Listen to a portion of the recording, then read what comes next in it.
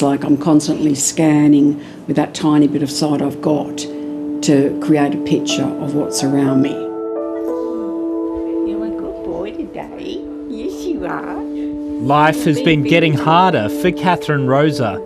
A degenerative eye condition is shrinking her field of vision.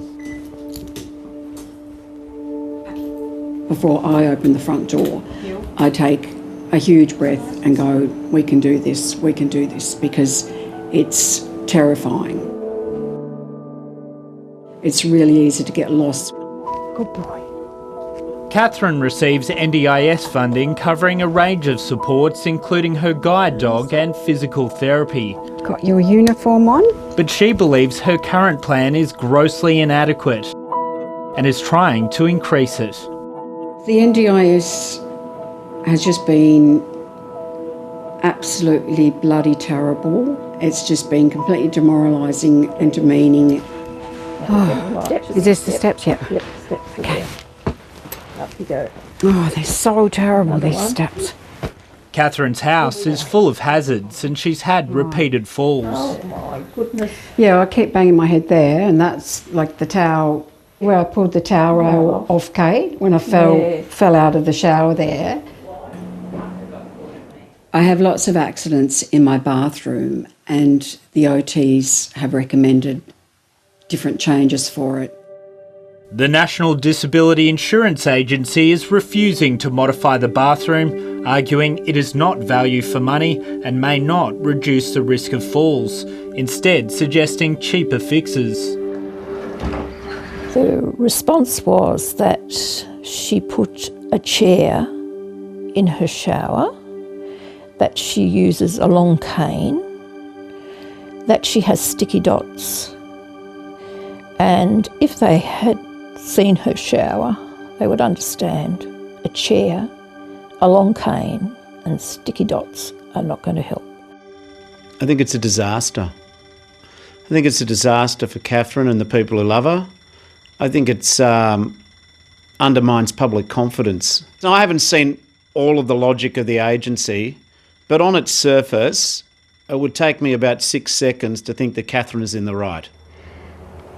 Okay, straight over. There are a growing number of people who are concerned about their funding plans.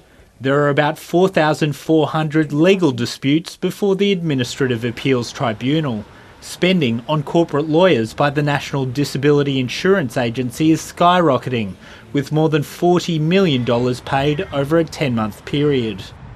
So what we're finding is that the NDIA has been arbitrarily cutting people's plans without a valid reason. They're very generic reasons, and people are left with no option but to appeal to the tribunal. They're dragging people with disabilities and their carers through the courts to get small sums of money to get essential services.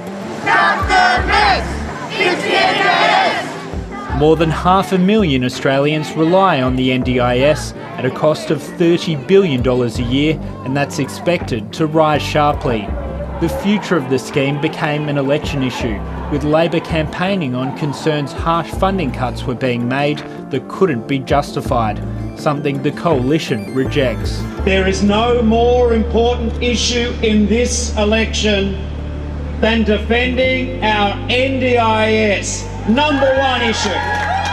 NDIS Minister Bill Shorten argues the scheme is an overwhelmingly positive social investment that's being undermined by too many disputes.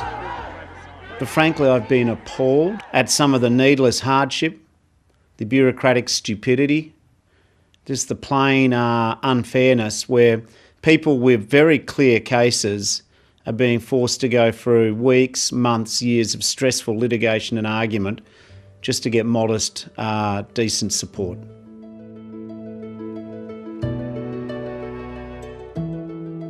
Dealing with the NDIS over the past couple of years has been absolutely exhausting. This is Pokemon Legends Arceus, and I've been playing for a while. Like most teenage boys, Gabe Smith loves nothing more than spending hours playing video games. Side quest to catch Gabe has autism and a number of other conditions and requires a high level of support. So he needs help with gaining independence, learning how to cook and prepare food, looking after his personal hygiene, and accessing the community and making friends and learning how to communicate and socialise with people outside of the home. You going to stack it up? Yes. Yeah, we got just enough. We do. His mother Lauren couldn't believe it when she received Gabe's latest plan, which slashed funding for occupational therapy, physio and transport. She's lodged a legal dispute with the Administrative Appeals Tribunal. It's taken a huge toll on me. It takes up so many hours and hours and hours of meetings and assessments and reports. And when you submit them, you think you've done everything that you possibly can, and then you receive a letter to say that your application has been rejected because it's not value for money. And it breaks your heart. Lauren Smith's dispute has been before the AAT for months.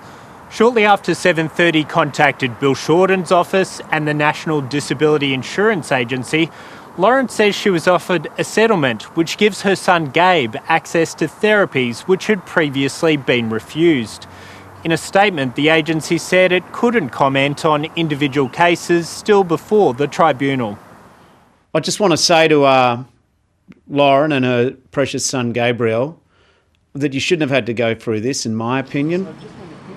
Bill Shorten is ordering urgent reviews of the thousands of cases still in dispute and proposing changes to try and prevent them in future.